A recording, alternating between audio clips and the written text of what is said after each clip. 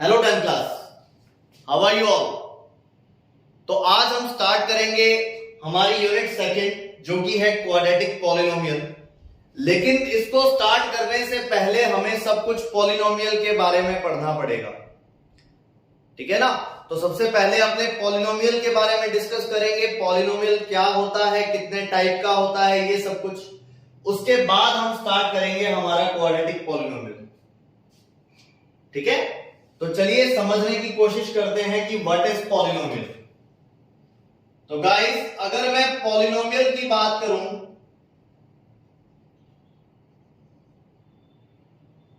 तो देखिए पॉलिनोमियल क्या होता है।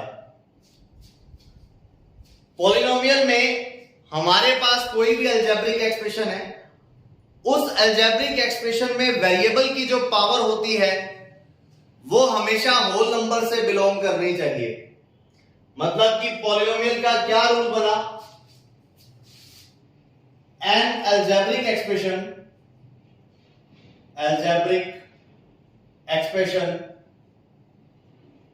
is said to be polynomial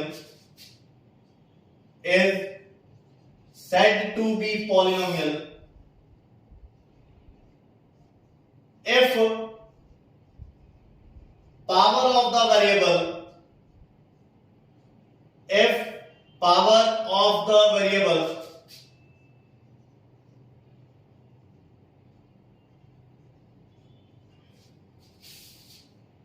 is always belongs from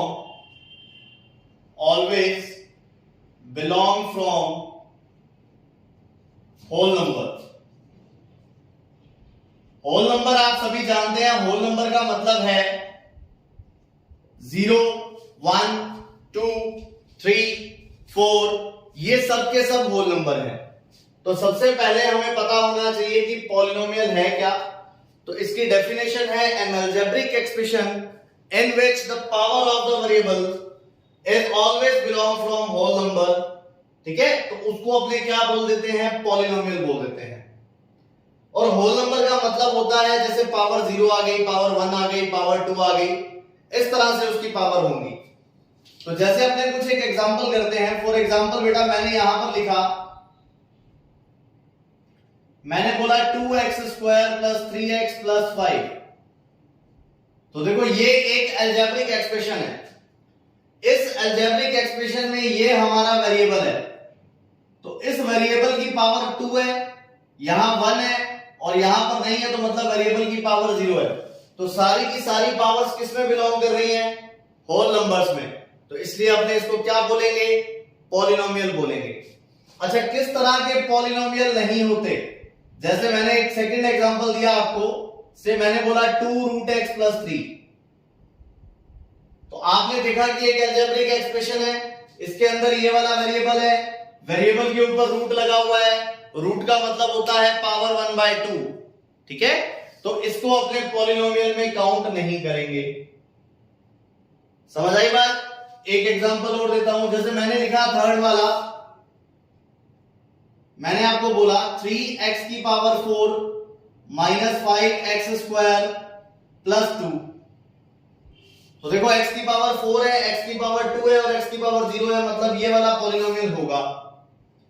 अब मैंने इसमें लिख दिया फोर्थ वाले में, जैसे मैंने बोला x² प्लस 1/x, ये वाला पॉलिनोमियल नहीं होगा। क्यों नहीं होगा, क्योंकि इसमें x की पावर ऊपर चली जाएगी तो ये पावर हो जाएगी -1, इस कारण ये पॉलिनोमियल नहीं होगा। समझ आई बात। तो सबसे पहले बड़े अच्छे से क्लियर होनी चाहिए कि पॉलिनोमियल होता क्या है। अच्छा, फिर पॉलिनोमियल को करने के बाद we have to familiar with degree of the polynomial. हमें डिग्री के साथ फेमिलियर होना पड़ेगा। पॉलिनोमियल, तो बेटा पॉलिनोमियल की डिग्री क्या होती है, degree of the polynomial. Degree of the polynomial का मतलब है बेटा हाईएस्ट पावर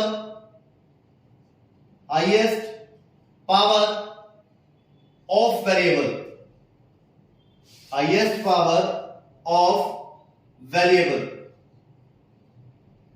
समझ गए।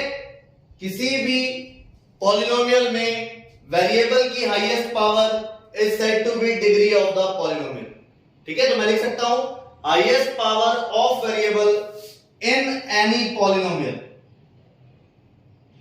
इन एनी पॉलिनोमियल। तो उसको अपने क्या बोलेंगे, उसको बोलेंगे डिग्री ऑफ द पॉलिनोमियल। मतलब कि जैसे अब ये वाला पॉलिनोमियल था तो इसमें वेरिएबल x था, इस x की हाईएस्ट पावर 2 है, हाईएस्ट पावर 2 है तो अपने लिखेंगे इसके अकॉर्डिंग जो डिग्री होगी वो 2 होगी। इसी तरह से यहां पर देखो वेरिएबल x है, x की मैक्सिमम पावर 4 है तो अपने इसको लिखेंगे डिग्री 4 का पॉलिनोमियल है। समझ गए बात? तो डिग्री क्या होती है, किसी भी पॉलिनोमियल में वेरिएबल की हाईएस्ट पावर को डिग्री बोलते हैं। जीरोस ऑफ द पॉलिनोमियल क्या होते हैं, zeros of polynomial.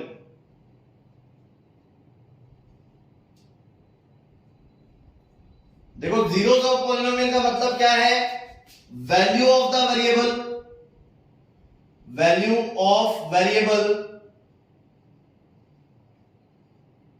at which polynomial gives, at which polynomial gives 0। कहने का मतलब आपको पता है पॉलिनोमियल में वेरिएबल होता है तो उस वेरिएबल की वो वैल्यू जिस पर पॉलिनोमियल की वैल्यू 0 बन जाए उसको अपने क्या बोल देते हैं, जीरोस ऑफ पॉलिनोमियल बोल देते हैं। Value of variable eight which polynomial gives 0। बात समझ आई? फिर जैसे मैं आपको एक एग्जांपल देता हूं, मान लो मैंने यहां पर पॉलिनोमियल लिखा 3x + 1। First of all make sure it is a polynomial. सबसे पहले हमें यह कंफर्म करना जरूरी है कि ये पॉलिनोमियल होगा। तो बेटा ऑब्वियसली ये पॉलिनोमियल होगा क्योंकि देखो पावर ऑफ वेरिएबल जो है वो होल नंबर है, यहां पर पावर कितनी है, 1 है तो होल नंबर में आती है, that's why it is a polynomial. फिर मैंने आपको बोला कि इसकी डिग्री कितनी होगी, तो आपका जवाब होगा सर 1 होगी डिग्री, बिकॉज मैक्सिमम पावर जो है वो 1 है। अच्छा फिर जीरोस की अगर मैं बात करूं तो देखो बेटा जैसे ये वाला पॉलिनोमियल है, अगर मैं इसके अंदर x की जगह पर -1/3 पुट कर दूं, करके दिखा देता हूं, यहां पर 3 आ गया बेटा, x की जगह पर -1/3 आ गया, प्लस का 1 आ गया, फिर मैंने इसको सिंपलीफाई किया, सिंपलीफाई करके ये 3 से 3 कैंसिल हो गया, बचेगा -1 प्लस का 1 इक्वल में क्या आया, 0। तो कहने का मतलब इस वैल्यू पर, ये वाली जो वैल्यू है, कहने का मतलब इस वैल्यू पर जो पॉलिनोमियल होगा वो पॉलिनोमियल क्या बनेगा, दैट पॉलिनोमियल विल बी 0, है ना। तो इसका मतलब इस वैल्यू को क्या बोलेंगे, इसको बोलेंगे 0 ऑफ द पॉलिनोमियल। ये होता है बेटा 0 ऑफ द पॉलिनोमियल। समझ में आई बात?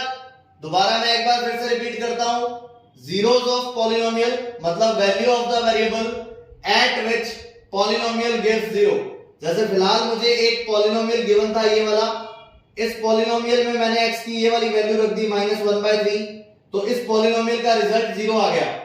तो जिस वैल्यू पर ये रिजल्ट 0 आएगा उस वैल्यू को बोला जाता है 0 ऑफ द पॉलिनोमियल। बात समझ आई? इसमें अब आपको एक बात ध्यान रखनी पड़ेगी, वो ध्यान रखनी पड़ेगी बेटा नंबर ऑफ जीरोस। किस चीज के बारे में, नंबर ऑफ जीरोस के बारे में। तो देखो बेटा किसी भी पॉलिनोमियल में जो नंबर ऑफ जीरोस है वो number of zeros always depend equal होते हैं डिग्री ऑफ द पॉलिनोमियल के, डिग्री ऑफ पॉलिनोमियल के। कहने का मतलब ये हुआ, जैसे फिलहाल इस पॉलिनोमियल की डिग्री 1 थी तो यहां पर x की एक ही वैल्यू आई थी, देखो ये वाली। अब जैसे इस पॉलिनोमियल की डिग्री 4 है तो अगर मैं x की वैल्यू निकालने बैठूं तो मेरे पास 4 वैल्यूज आएंगी। तो ये चीज आप ध्यान रखोगे, नंबर ऑफ जीरोस जो है वो डिग्री ऑफ पॉलिनोमियल के इक्वल होते हैं, ठीक है ना। इस सारे बेसिस पर पॉलिनोमियल को मेनली 2 टाइप में क्लासिफाई किया हुआ है। तो अपने यहां पर पढ़ते हैं classification of polynomials, classification of polynomials.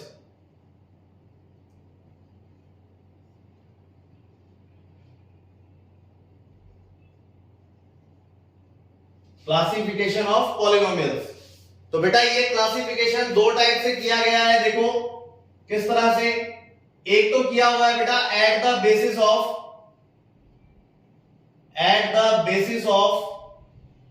Terms, और एक इसका जो क्लासिफिकेशन है वो किया हुआ है at the basis of degree, at the basis of degree. तो ये दो तरह से इसका जो क्लासिफिकेशन है वो किया गया है।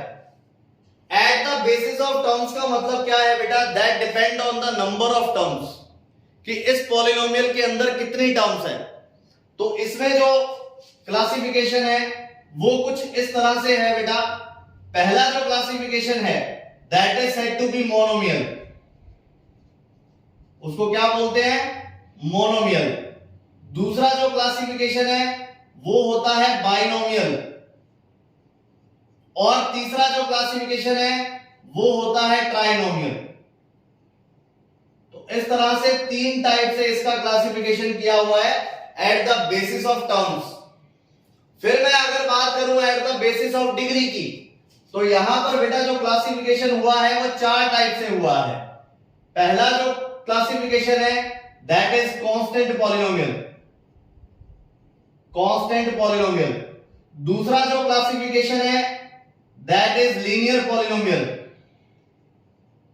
Linear polynomial.